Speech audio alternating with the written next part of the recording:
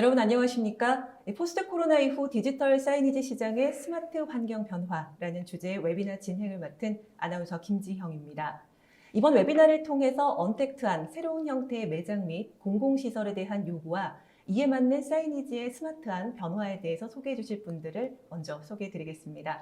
설득의 테크놀로지를 주제로 소개해 주실 이화여자대학교 유승철 교수님, 그리고 포스트 코로나 시대 디지털 사이니지를 주제로 소개해 주실 인천 가톨릭대학교 신일기 교수님 자리하셨습니다. 안녕하십니까? 안녕하십니까? 네, 이 교수님 먼저 소개 부탁드릴게요. 네, 안녕하십니까? 저는 이화여자대학교 커뮤니케이션 미디어학부에서 근무하고 있는 유승철이라고 합니다. 저는 미디어 공학 트랙과 미디어 융합 창업 트랙을 담당하고 있고요. 이번 세미나를 통해서 여러분들과 함께 뵙게 되어서 진심으로 반갑습니다. 네, 반갑습니다. 그리고 신일기 교수님. 안녕하십니까. 인천 가톨릭대학교 문화예술 콘텐츠학과의 신일기 교수라고 합니다. 저는 그 무역센터 명소화 자문위원을 진행을 했고요. 한국의 타임스퀘어라고 하는 그 삼성동 자유표시구역의 총괄 PM을 진행해 왔습니다. 이렇게 여러분 만나뵙게 돼서 반갑습니다. 네, 반갑습니다. 그리고 또 이어지는 세션에서는 공간별 사이니지 활용 및 구축 사례를 소개해 주실 삼성전자 이성욱 프로님 자리하셨습니다. 프로님 안녕하십니까? 안녕하십니까. 삼성전자 한국총괄 B2B 영업팀에서 사이니지를 담당하고 있는 이성욱 프로입니다. 삼성전자에서 사이니지를 굉장히 중요한 포션으로 잡고 있습니다. 네, 사이니지를 어떤 식으로 삼성전자가 제안하는지 아직 모르시는 분들이 많은 것 같아서 이걸 한번 구체적으로 이야기 드리고자 자리에 나오게 됐습니다. 반갑습니다. 네, 반갑습니다. 이번 웨비나는 약 60분 정도 발표가 진행됩니다. 시청자 여러분들께서는 웨비나가 진행되는 동안 궁금한 사항을 채팅창에 질문을 해주시면 됩니다. 보내주신 질문은 강의가 진행된 후에 발표자와 담당자가 답변을 달아서 회신을 드릴 예정입니다. 그리고 웨비나에 참여하시고 설문을 작성해 주신 분들, 그리고 또 좋은 질문 남겨주신 분들 추첨해서 경품도 보내드리니까요. 많은 참여 부탁드리겠습니다. 자, 그럼 본격적으로 오늘 웨비나 시작하도록 하겠습니다. 먼저 유승철 교수님의 강의 먼저 들어보겠습니다. 네, 반갑습니다. 저는 이번 첫 번째 세션 강의를 담당한 이화여자대학교 커뮤니케이션 미디어학부의 유승철이라고 합니다. 제가 첫 번째 이야기할 주제는 디지털 사이니지 설득의 테크놀로지라는 주제를 가지고 이렇게 왔는데요. 그 내용은 과연 디지털 사이니지의 광고를 넘어서 어떻게 더 넓은 범위의 설득의 테크놀로지로서 활용될 수 있는지 그 현재와 미래에 대해서 전망을 하려고 이렇게 강의를 준비를 했습니다. 일단은 우리 포스트 코로나와 비포 코로나가 다르다라고 얘기를 할 정도로 정말 지각 변동이 있는데요. 예컨대 많은 사망자가 벌써 생기고 있고 또 미디어 환경에서도 큰 변화를 맞이하고 있습니다. 이런 지각 변동의 변화 속에서 우리 디지털 사이니지가 어떻게 성장할 수 있을까?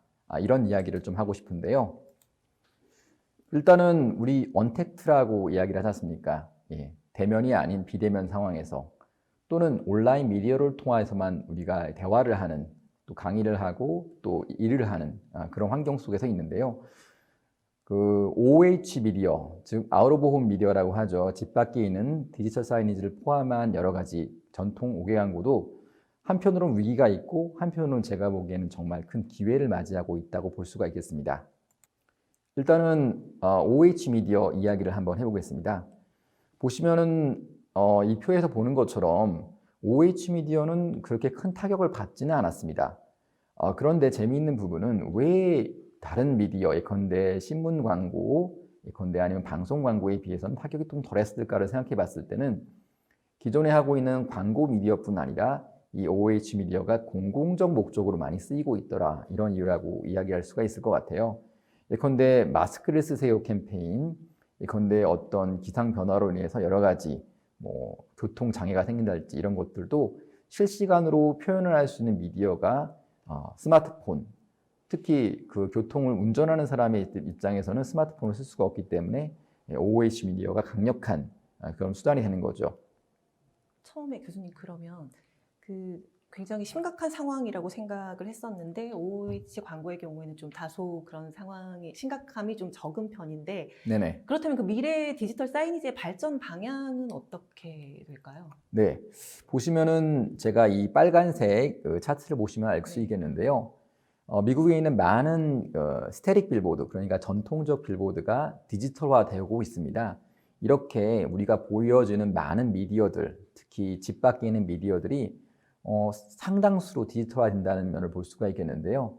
이런 점에는 디스플레이 기술이 급격하게 발전하고 기술의 발전과 더불어서 제작비가 상당히 내려가고 있다는 그런 변화가 있습니다. 네.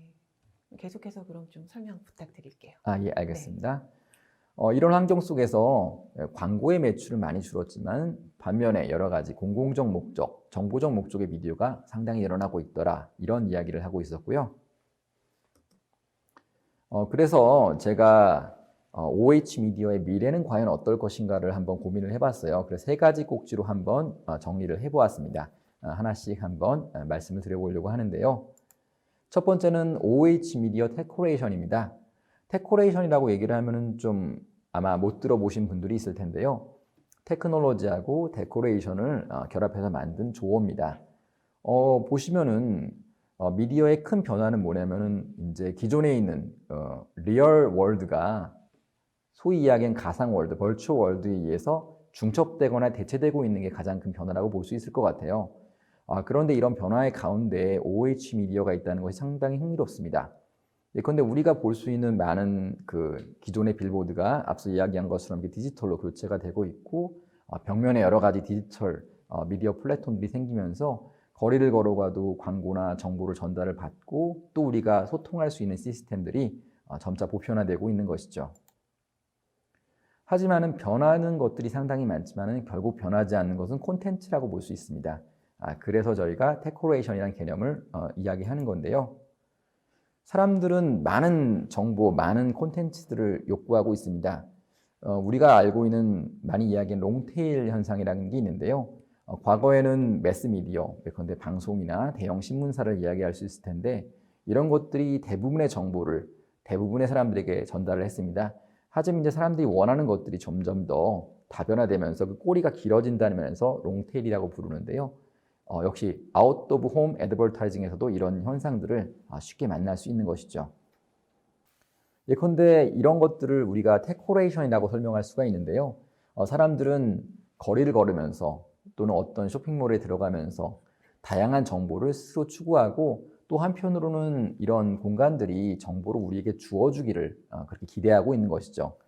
근데 우리 한국에 상당히 가능성이 있는 게 세계 최고 수준의 기술력 그리고 공간 디자인, 마케팅적 창의력을 가지고 있는 상당히 큰 잠재성이 있다고 이야기할 수 있겠습니다. 그 또 하나의 변화에 동의이 된 것은 바로 검색입니다. 소위 아이사스라고 하는데요. 사람들이 주의를 기울이고 관심을 가지게 되고 검색을 하고 거기다 반응을 하고 그 나중에는 쉐어, 공유를 한다는 이런 도식처럼 사람들은 검색하고 콘텐츠를 추구하고 또 공유하는 이런 시대에 살고 있습니다. 근데 이런 것들이 OH에서도, 5개 공간에서도 일어나고 있다는 것이죠. 예컨대 제가 중국에서 찍어온 사진인데 도시 브랜딩을 위해서 이렇게 QR코드를 하고 이 QR코드를 통해서 도시 브랜드에 대한 비디오를 감상하거나 또 한편으로는 이런 이야기가 있었죠. 코로나 사건 때문에 우리 마스크를 써야 한다는 캠페인을 하기 위해서 브라질의 리오디자네이로에 가시게 되면은 여기 보시면 이렇게 예수상이 있습니다. 이 예수상을 통해서 이렇게 어떤 미디어 아트와 광고, 광고라고 보면 여기서는 공익 광고, 퍼블릭 서비스 어나운스먼트라고 볼 수 있겠죠.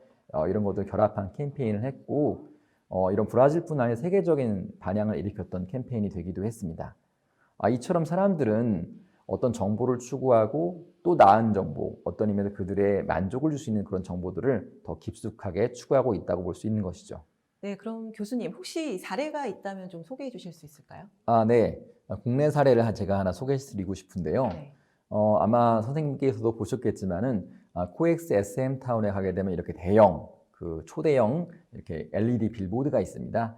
보시면 이 안에서 파도가 치는 여러 가지 흥미로운 영상들이 연출이 되었는데요. 제가 이 영상 밑에 달린 댓글들을 상당히 많이 모아서 빅데이터 분석을 해봤습니다. 보게 되면은 사람들이 이거에 대해서 보면은 어떻게 보면 너무 놀랐고 기술에 대해서 놀랐고 콘텐츠에 대해서 놀랐고 사람들이 관심을 가지게 되고 나중에는 이렇게 이 장소를 한번 방문해 봐야 되겠다 이렇게 의도를 가지게 되는 거죠.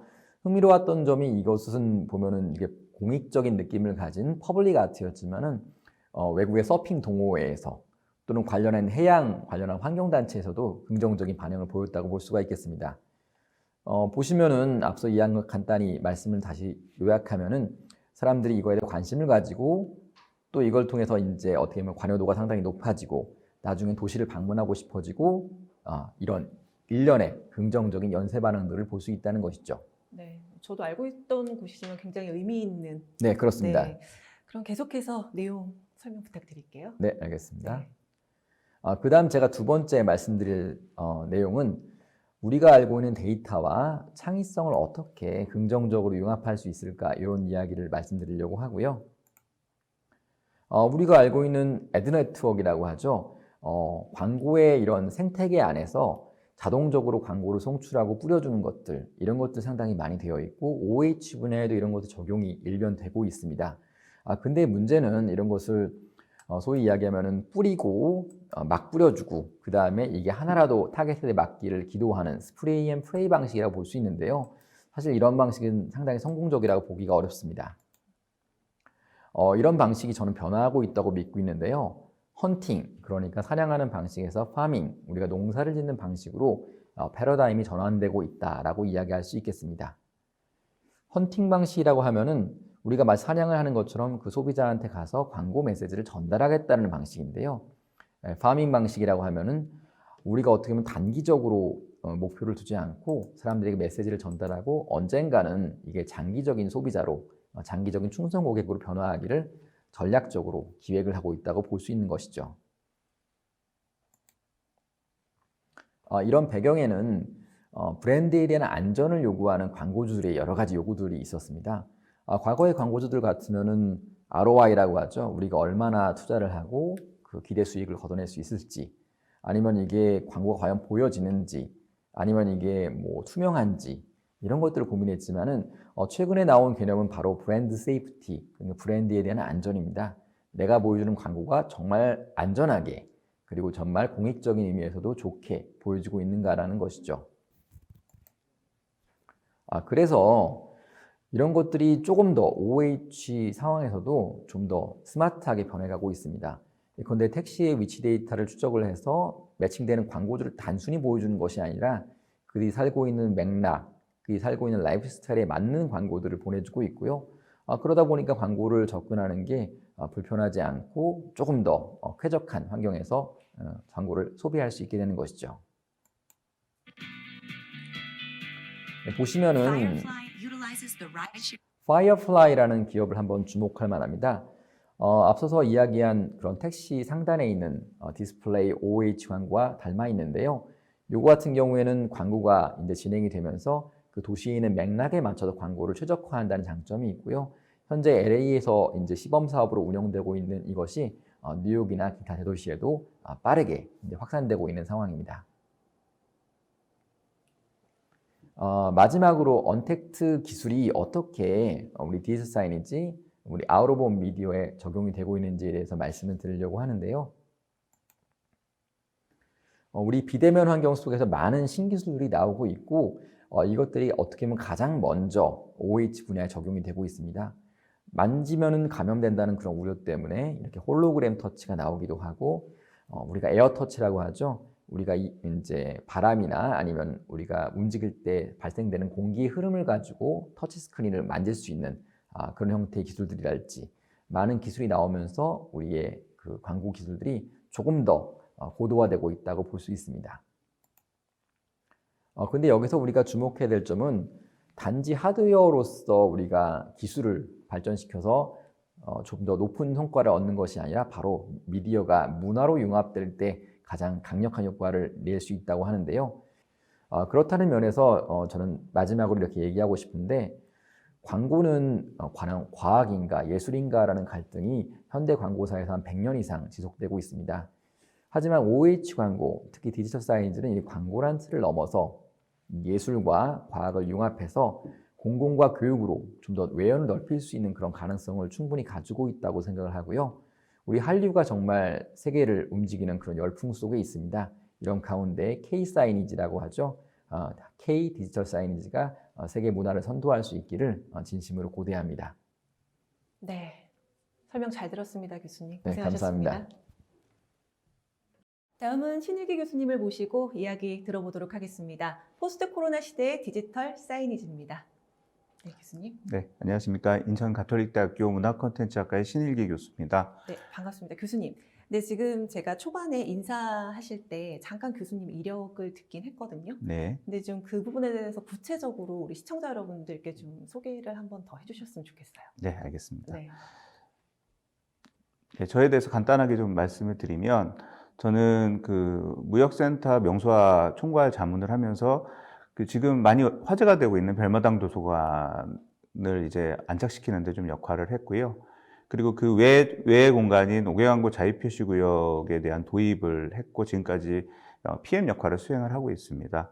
그 외에 이제 상암 DMS라고 해서 디지털 미디어 스트리트 조성 사업이라는 부분들을 좀 수행을 했고, 인천에 이제 그 G타워라고 해서 이제 인천 경제청입니다. 그 G타워의 콘코스홀의 어떤 명소화, 그리고 최근에는 인천시청 광장 조성 사업에서 미디어 광장을 조성하는 등의 그런 역할들을 좀 수행을 했고요. 자유표시구역에 대한 이야기를 좀 말씀을 드리면, 2000년 3월 정도에 이제 모든 게 세팅이 됐습니다. 이게 1단계가 이제 조성이 된 거고요.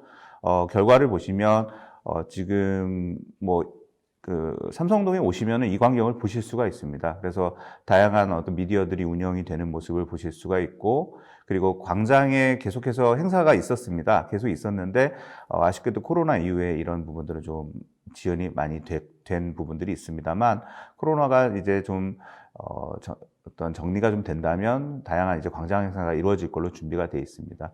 그리고 콘텐츠 부분들은 사실 미디어에서 굉장히 많이 좀 화제가 돼서 알려지고는 있는데, 세계적인 수준의 어떤 컨텐츠들이 그 미디어를 통해서 송출되고 있는 그런 공간으로 볼 수가 있는데, 단순하게 이렇게만 말씀드리기보다는 데이터를 좀 말씀을 드리면, 여러 가지 표들을 보실 수가 있습니다만, 지금 강남구에서 이제 강남역이 사실은 어떤 랜드마크적인 성격을 계속 가지고 있었습니다.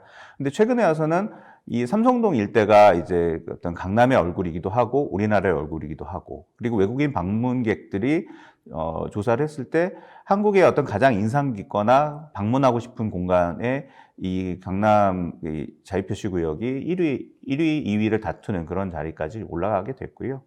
그리고 다양한 어떤 문화 행사나 이런 부분들, 그리고 온라인상 SNS에서 어떤 스트리밍이라든가 이런 것들이 굉장히 계속 높게 나오는 등의 어떤 그런 효과들을 얻게 되었습니다.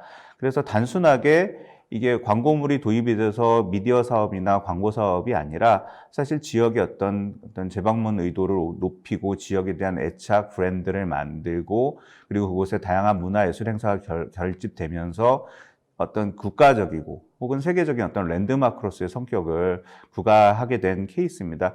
단 5년 만에 이런 일이 일어났는데요. 굉장히 어떤 그 국내의 큰 사례, 그리고 세계적인 큰 사례라고 좀 보실 수가 있을 것 같습니다. 이어서 이제 오늘 좀 말씀드리고 싶은 얘기를 좀 연결을 좀 해보겠습니다. 아시다시피 5개 광고는 굉장히 오랜 역사를 가지고 있고요. 가장 오래된 광고 미디어이기도 합니다. 근데 이런 광고 미디어가 단순하게 그 어떤 오래된 것들, 역사적인 그런 의미보다는 미디어의 발전 과정에서 가장 빠르게 진화한 미디어이기도 합니다. 그래서 네온 사인이 들어왔다든가 디스플레이가 확산됐다든가, 그리고 어떤 인터랙티브한 그런 미디어 기술들이 도입이 될 때마다 5개 광고는 빠르게 진화를 해왔습니다. 그런데 이제 또 하나의 변화 시점이 있는 거죠. 이러한 단순하게 미디어가 빨리 진화돼서 변화했다 이런 부분보다는 발달된 기술들을 가지고 사람들의 반응, 그러니까 공간에서 사람들의 공감, 사람들의 욕구를 충족시킬 수 있는 형태로 바뀌어야 되었고, 그리고 그런 좋은 정보들을 제공할 수 있어야지만 사람들이 지속적으로 이용을 하고 상호작용이 발생을 하면서 단순하게 일방향적인 미디어가 아니라 상호 소통적이고 보완적인 미디어로 진화한다라는 뜻입니다. 그래서 단순하게 정보 전달 콘텐츠에서 소비자에게 공간의 가치나 경험을 증대하는 형태로 플랫폼이 진화하고 있는 패러다임 변화가 있었다라고 말씀을 좀 드릴 수가 있을 것 같습니다. 근데 여기서 우리가 초점을 맞춰야 되는 건 뭐냐면, 아까 방금 말씀드렸듯이 서비스와 그리고 경험이라는 경계가 모호해지고요. 또 디지털이란과 아날로그라고 하는 두 가지 경계가 모호해지면서 일상 속의 가상화의 경험이라든가 물리적인 혼재, 말은 사실 어렵습니다만 두 가지가 같이 혼재되는, 디지털과 아날로그가 혼재되는 공간이라고 보시면 될 것 같습니다.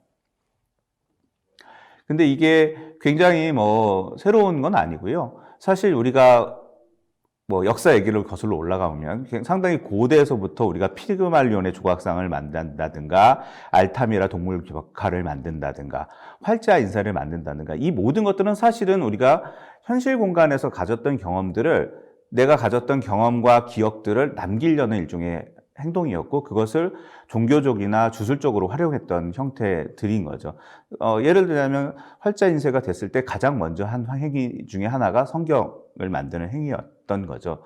근데 이게 어떤 거냐면 우리가 경험했던 것들을 기억하고 경험했던 것들을 전달하기 위해서 우리가 여러 가지 기법들이 활용이 됐는데 이게 미디어가 발달되면서 현실을 그대로 옮길 수 있는 형태가 되었고 또 하나는 그 사람이 경험했던 가상적인 경험들을 대안적인 형태의 다양한 형태로 다시 제공하게 된다라는 차원으로 좀 볼 수가 있습니다. 이걸 우리가 대안적 세계라고 얘기를 했는데 이제 미디어가 발달하니까 사실 디지털 세계가 또 하나의 대안적 세계인 거죠. 우리가 현실에서 경험했던 것들을 디지털 공간에 계속 옮겼던 거고 기술이 발전되니까 그 디지털의 공간들에 있던 것들을 다시 아날로그로 소환할 수 있게 되었던 거죠. 그리고 거기에 어떤 소비자들이 원하거나 시민들이 원하는 그런 욕구나 경험들을 계속 반영하면서 진화하고 변화하게 되는 양상들이 있는 건데요.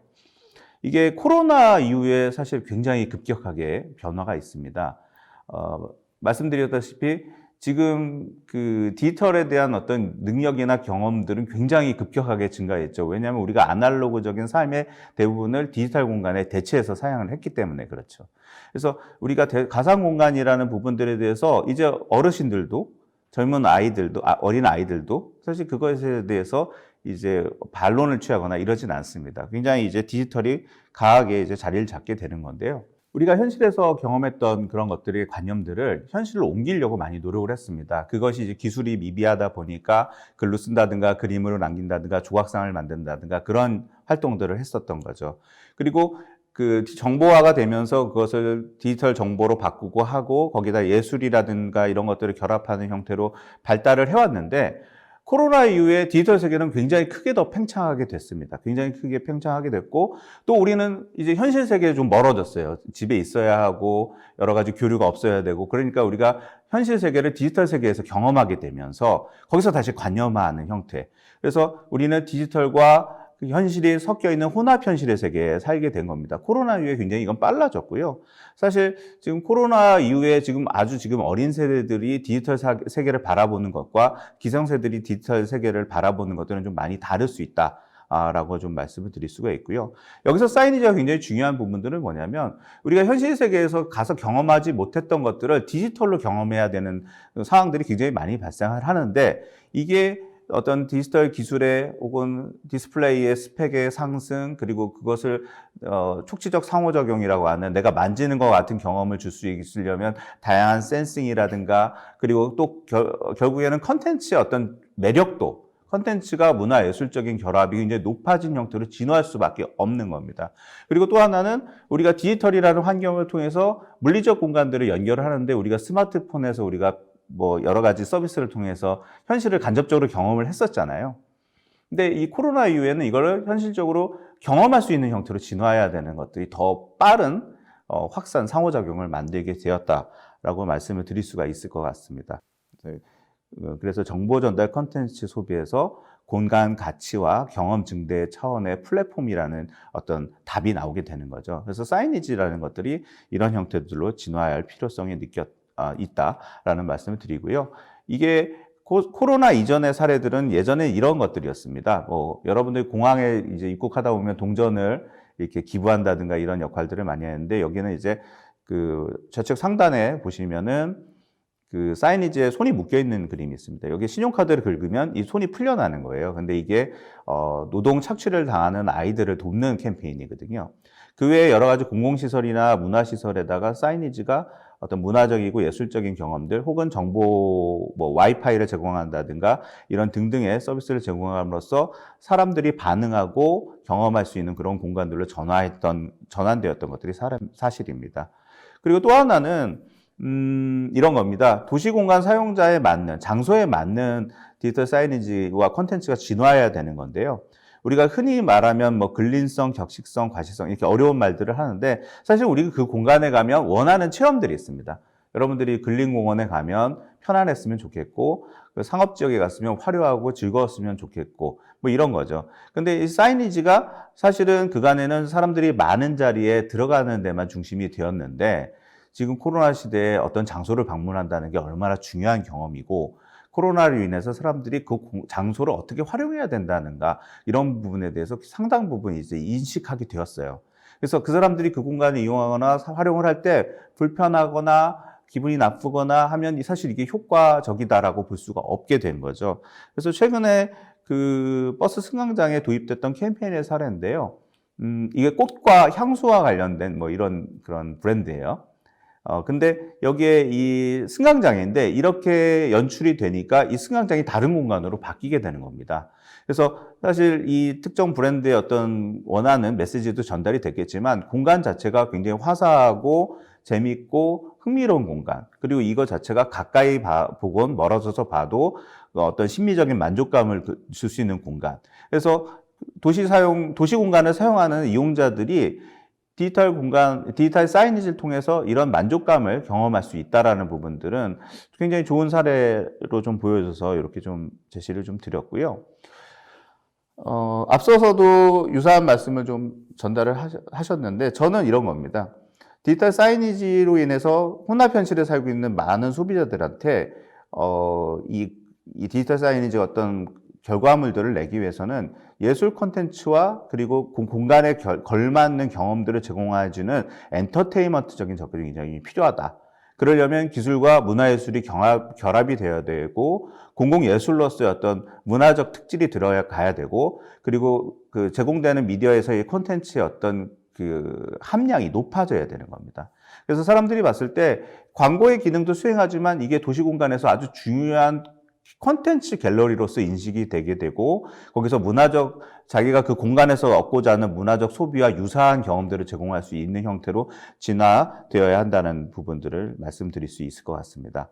그래서 아까 말씀드렸던 그 한국형 타임스퀘어를 얘기하는 오개하고 자유표시구역의 도입 같은 경우도 크게는 이러한 선상에서 진행을 하게 되었고요. 그래서 이런 것들이 이제 계속해서 우리 도시 공간 안에서 늘어나야 될 것이고 그것이 어떤 디지털 사이니지 산업의 어떤 발전 양상에도 굉장히 부합될 수 있는 그런 사례가 아닐까 생각합니다. 네, 그 삼성동 코엑스 5개 자유표시구역 그 사례를 중심으로 해서 좀 구체적으로 좀 설명을 해주세요.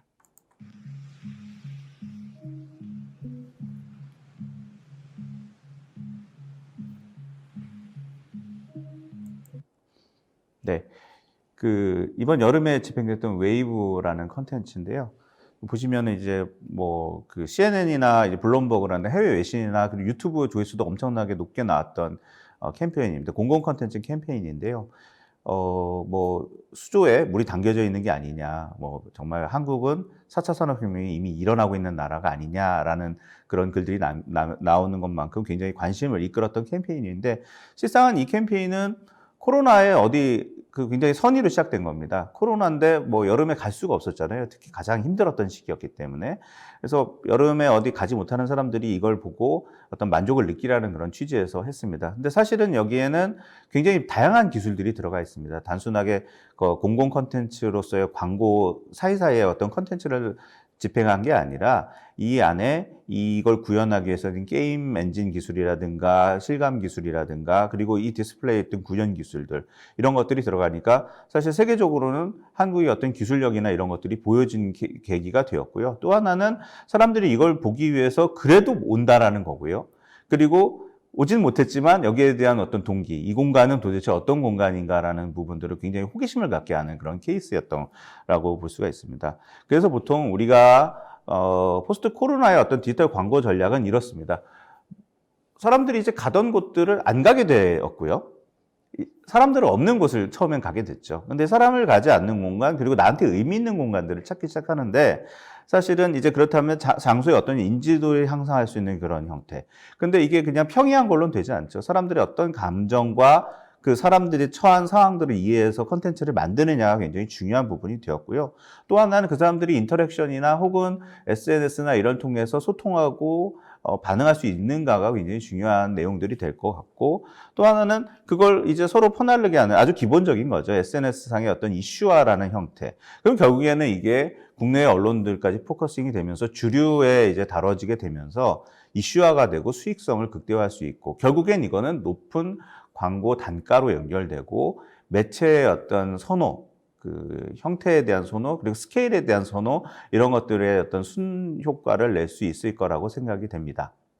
네, 보다 구체적인 사례를 좀 말씀을 드리면, 이 자유표시구역 내에 도입됐던 그런 캠페인이라든가 그리고 그 브랜딩 행사들, 이런 것들의 사례들을 좀 보여드릴 수가 있는데, 영상에서 보시면 아시겠지만 굉장히 일단 스케일이 큽니다. 그 일대를 다 아우르는 공간이고요. 이거는 단순하게 어떤 단순한 이벤트성의 브랜드 행사라기보다는 지역의 축제에 가깝죠. 그러니까 지역의 축제가 계속 이루어지고, 또 그 안에 사람들이 모여들게 되고, 그리고 그 경험들을 계속 확산시키고 계속 모여들게 되는 그런 형태가 이루어지다 보니까 앞서서 설명드렸던 그 장표가 이해가 되실 것 같아요. 그래서 어떤 내용의 수준에 비추어 볼 때는 뉴욕의 타임스퀘어의 스케일에는 밀릴 수 있어도 내용적인 면에서는 우리가 더 지금 앞서고 있지 않을까라는 생각은 좀 해봅니다. 그리고 영상을 보시겠지만 카운트다운 행사라든가 이런 것들이 되면서 이 도시에만 갈 수 있는 그 경험. 사실 우리나라가 사실 그런 게 없었거든요. 굉장히 해외의 여러 유수의 도시들은 그런 굉장히 그 의미 있는 행사나 이벤트들이 있었고, 그게 글로벌했는데, 이런 그 자유표시구역에 이런 행사들을 도입함으로써 실제로 외국인들이 많이 유입이 되고, 또 하나는 또 그 산업의 어떤 기술력이라든가 그리고 문화적인 깊이, 이런 것들을 한 곳에서 다 볼 수 있는 그런 의미를 보실 수가 있습니다. 그래서 단순하게 이것이 그 광고물이 모여 있는 공간이다라고 생각하시면 안 될 것 같고요. 여기가 그 보기보다는 훨씬 더 큰 산업적인 그리고 그 국가적인 의미를 가진 공간이다라고 말씀을 드릴 수 있을 것 같습니다. 네, 앞서 뭐 사례 관련 영상 잘 봤는데요. 교수님께서 이제 도시 명소화에 대해서 설명을 해주셨는데, 좀 더 구체적으로 이제 정리를 좀 해주신다면 어떨까요? 네. 그 앞서서 사례에서 이제 계속 말씀드렸습니다. 이제 명소화라는 이야기를 좀 드리는데요. 이제 앞으로의 어떤 코로나 이후의 도시 명소화는 집약된 경험 경제의 코어입니다. 경험할 수 있는 것들을 최대한으로 밀어넣고 거기서 계속 소비할 수 있도록 하는 겁니다. 근데 이게 디지털 사이니지가 열 수 있다. 그런 랜드마크를 만들고, 왜냐하면 도시 공간에서 사실 우리가 랜드마크를 만든다는 건 굉장히 어려운 일입니다. 근데 거기서 이제 우리가 아까 자유표시구역 사례에서 보셨겠지만, 여기에 이제 미디어가 구현이 되고 이 안에서 다양한 지역 문화 콘텐츠 그리고 창의적인 콘텐츠들을 발현시키고, 그거를 이제 만들기 위한 집적화된 그 전문가 그룹들, 예술가가 될 수도 있고요. 그 IT 전문가가 될 수도 있습니다. 이들이 모여서 문화 영역의 어떤 경쟁력들을 만들게 되고요. 그러면 이게 도시의 컨텐츠화가 되고, 이것이 다시 광고 수익이라는 그 수익 형태가 다시 재투자되는 그런 구조가 이루어지게 됩니다. 그러니까 도시의 어떤 특별한 컨텐츠들이 굉장히 다양하게 늘어나게 되는 것이죠. 그래서 우리는 4차 산업혁명에 대해서 많은 이야기들을 하지만 굉장히 추상적이고 굉장히 오래 걸리는 일들을 많이 얘기했습니다. 근데 실제 우리는 그런 공간을 가지고 있고, 이런 공간 가치 제고를 통해서 지역 문화의 어떤 정체성, 국가의 어떤 브랜딩, 그리고 지역의 경쟁력, 그리고 소비 문화의 창출, 이런 것들을 가질 수 있다는 측면에서 디지털 사이니지가 경험 마케팅으로서 아주 중요한 기능을 수행을 할 수 있다라고 생각을 하고요. 더욱더 디지털 사이니지의 어떤 기술은 고도화될 겁니다. 소비자들의 어떤 반응을 계속 모아야 될 것이고요. 그것이 다른 여타 산업들과 연결이 돼서 다양한 경험들을 창출할 수 있는 형태로 진행해야 되고, 또 하나는 소비자들의 어떤 반응들, 공간에서 일어나는 반응들을 가지고 소통을 만들어내느냐, 그래서 사람들이 공동체나 소속감을 가질 수 있도록 하느냐, 이런 것들이 굉장히 중요한 과제가 될 걸로 보이고요. 마지막으로 이제 장표를 좀 정리를 하면 여기가 제시되는 그림은 우리가 사이니지에서 기존에 만들었던 틀입니다. 공공 서비스, 도시문화 콘텐츠, 스트리트 퍼니처, 상황 인증, 양방 연동성 이런 것들이 이제 각각의 영역에서 미디어들의 도입이 됐었는데요. 저는 이런 것들의 사람들의 반응이라든가 그리고 디지털 공간과 연동되어 있는 현실에 대한 정보 혹은 현실의 정보를 디지털에 옮겨야 하고 그리고 사람들의 반응을 축적하고 그들에게 맞는 어떤 경험들을 제공한다든가 그리고 또 하나는 이런 것들이 안정적으로 이루어진다든가 이런 것들이 보안이라는 부분. 그래서 우리가 4차 산업혁명이라고 얘기하는 그리고 포스트 코로나에서 가장 중요한 디지털 경험이라는 요소들을 현실화하는 부분에서는 큰 역할을 수행할 것 같고요. 디지털 사이니지가 결국엔 미래 가치 사슬, 앞서서 빅데이터, 클라우드, AI, IoT, 사이버 보안이라는 그런 4차 산업의 핵심 기술을 이끄는 그런 천병이 될 수 있다라고 말씀을 드릴 수 있을 것 같습니다. 네, 포스트 코로나 시대의 디지털 사이니지 관련 강의 흥미롭게 잘 들었습니다, 교수님. 고생하셨습니다. 네, 감사합니다. 네, 그럼 다음으로 이렇게 다양한 변화가 나타나고 있는 디스플레이 시장의 중심에 있는 이 삼성 제품에 대해서 삼성전자 이성욱 프로님이 소개해 주시겠습니다. 안녕하세요. 삼성전자 한국총괄 B2B 영업팀의 사이니지 담당하고 있는 이성욱 프로라고 합니다.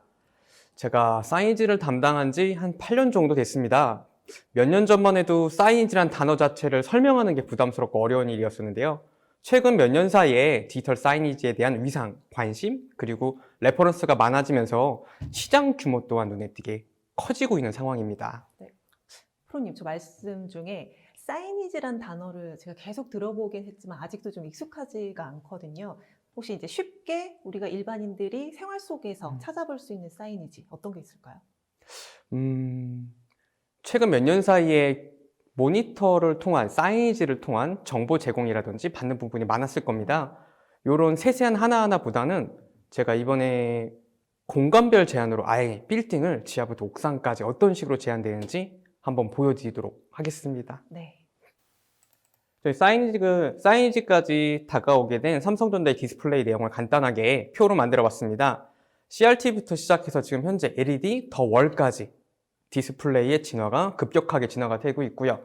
여기서 나오는 컨텐츠 또한 저희가 상상하지 못할 정도로 빠르게 진화되고 있습니다. 최근에는 8K까지도 손쉽게 접하고 있고요. 다음 단계 영상까지도 나올 수 있는 디스플레이가 준비되고 있습니다. 네. 다음은 디지털 사이니지 규모가 이렇게 성장하고 있다는 모습을 보여주고 있는데요.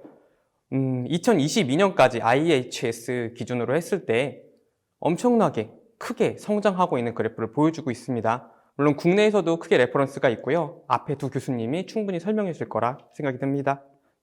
자, 이제 제가 준비한 내용을 발표하도록 하겠습니다. 삼성전자는 사이니지를 어떤 공간에 제한하고 있을까? 실예보다는 어떤 식으로 준비되고 있는지 이야기를 드리겠습니다. 지하부터 옥상까지 한번 준비를 해봤습니다. 먼저 1층에 가장 얼굴이 되고 있죠? 외부 공간이랑 로비 공간에 대해서 이야기를 드리도록 할게요. 이건 앞에 교수님들도 얘기해 주셨다시피 삼성역 사거리에는 랜드마크로 되고 있는 제품이죠.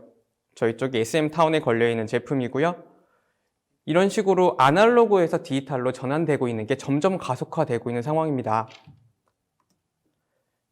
이것은 유통단지죠. 커다란 스타필드라든지 일렉트로마트, 최근에 여의도에 오픈하게 될 파크원까지 처음에 고객들이 들어왔을 때 시야를 딱 사로잡는 환영 게이트가 적용이 되어 있고요. 행사라든지 홍보, 그리고 자체 이벤트까지 다양한 정보를 좀 액티브하게 전달을 해서 고객들이 한눈에 들어와가지고 이런 게 있구나 라는 건 전달력이 좋게끔 하는 역할을 하고요. 신규로 생기는 건물에는 거의 대부분 이런 미디어 월들이 들어가고 있습니다.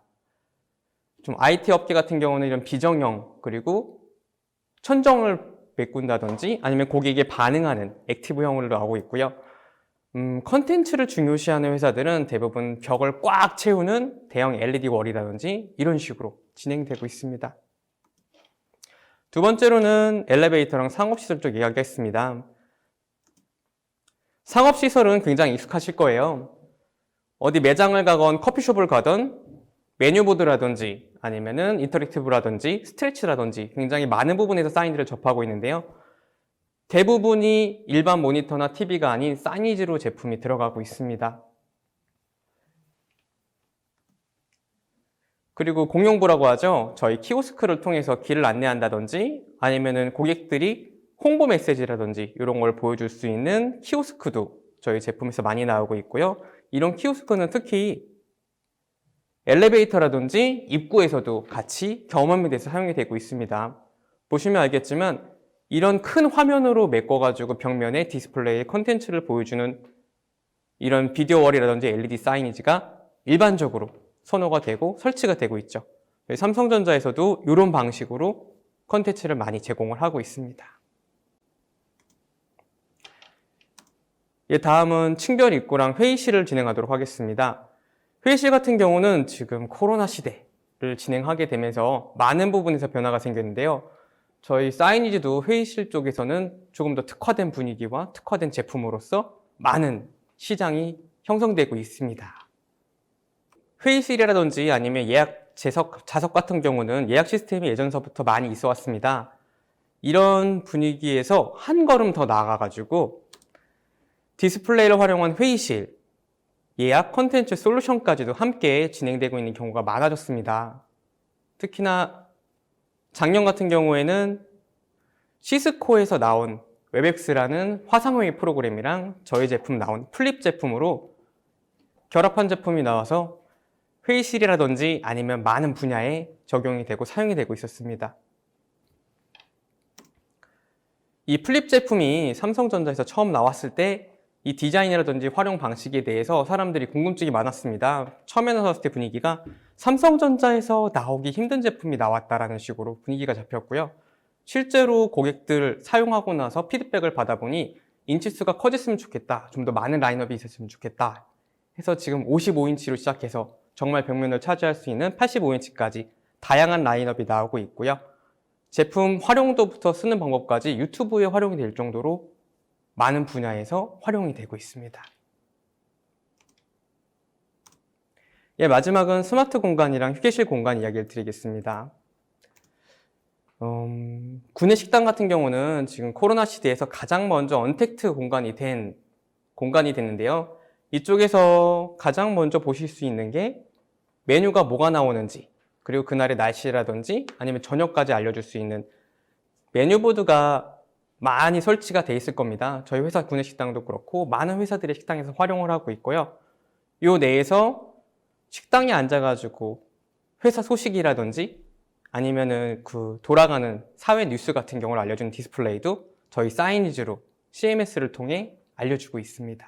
그러니까 보니까 굉장히 다양한 공간이 사용 중인데 좀 궁금한 게 삼성전자에서는 그럼 말씀하신 공간별로 다 적용이 돼 있나요? 100% 공간이 다 적용되어 있는 곳도 있고요. 10%에서 50%까지 되어 있는데 거의 대부분 삼성전자 제품을 내부에서 사용을 해보고 좀 더 좋은 제품이다, 사용할 수 있다, 그런 경우에 제한을 더 많이 들어가고 있습니다.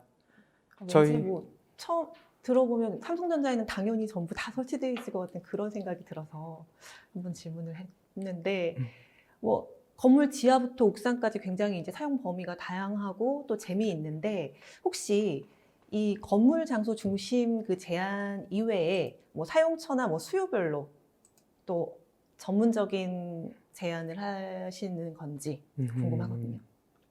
제가 준비한 거는 알아보시기 편하게 네. 지하부터 옥상까지에 대한 제한 내용을 한번 보여드렸고요. 네. 그럼 이번에 준비한 거로는 저희가 전문적으로 제한하고 있는 컨텐츠를 몇 가지 보여드리도록 하겠습니다. 네. 저희 레퍼런스는 한국 IBM이라든지 패스트5에서도 플립이랑 제품을 많이 쓰고 있었고요. 총 6개 정도를 간단하게 이야기를 드리겠습니다. 저희 삼성전자 한국총괄 B2B에서 원하는 거는 토탈 프로바이더 전체를 사이즈뿐만 아니라 다 고객이 원하는 공간을 만들어주는 걸 목표로 하고 있습니다. 그 중에서 제가 하고 있는 특수 분야는 사이니지 분야를 하고 있고요. 첫 번째로 스마트 교실입니다. 학교 같은 경우는 보다시피 굉장히 많은 제품이 들어가게 됩니다. IT 제품이. 에어컨부터 시작해서 탭, 공기청정기, 청소기까지 많이 들어가는데 그 중에 메인이 되는 게 저희 디스플레이인 사이니지가 되겠죠. 교과 교실제부터 시작해서 저희 사이니지 제품이 여러 가지로 사용되고 있고요. 이런 식으로 풀 구성을 해서 제안을 하고 있습니다. 예, 두 번째는 병원 공간입니다. 병원 공간에서는 굉장히 많은 분야의 디스플레이가 들어갑니다. 처음에 입구에 들어갔을 때 통합 원무과, 진료 대기실, 진료실뿐만 아니라 세미나실까지 디스플레이가 온 방에 걸려 있는 상황이죠. 이쪽에 통합 제어까지도 삼성전자에서 같이 토탈 제안을 하고 있습니다. 세 번째는 공공기관입니다. 공공기관 중에서도 방문객, 처음에 대기 공간이라든지 아니면 구정 소식을 알려줘야 되는 중요한 공간이죠. 이 공간 내에서도 LED 사인이라든지 저희 LCD 사인지를 통해 가지고 고객들이 앉아있을 때 구정 소식, 그리고 대기 순번 등 많은 분야에서 디스플레이를 활용해 고객에게 정보를 전달해 드리고 있습니다. 예, 세 번째는 저희가 교회까지도 디스플레이를 제안을 하고 있습니다. 이미 몇몇 대형 교회에서는 잘 활용을 하고 계시고요. 반응이 좋아서 교회 쪽에 입소문을 타서 여러 군데 지금 제안이 들어가고 있는 상황입니다. 예, 지식산업센터는 앞에서 얘기드렸던 빌딩에 대한 구체적인 내용이 될 테고요. 호텔도 입구 셀프, 체크인, 키오스크부터 저희 웰컴보드까지 다양한 분야에 활용이 되고 있는 상황입니다. 예, 이 정도면 한 6군데 정도 소개시켜드렸습니다. 제가 하고 싶은 얘기는 뭐냐면은 디스플레이는 어느 공간에나 있습니다. 그 공간에는 저희 삼성전자의 사이니지를 설치를 할 수 있고 고객이 원하는 거의 대부분을 저희가 구축해 드릴 수 있는 레퍼런스와 기획력을 가지고 있습니다.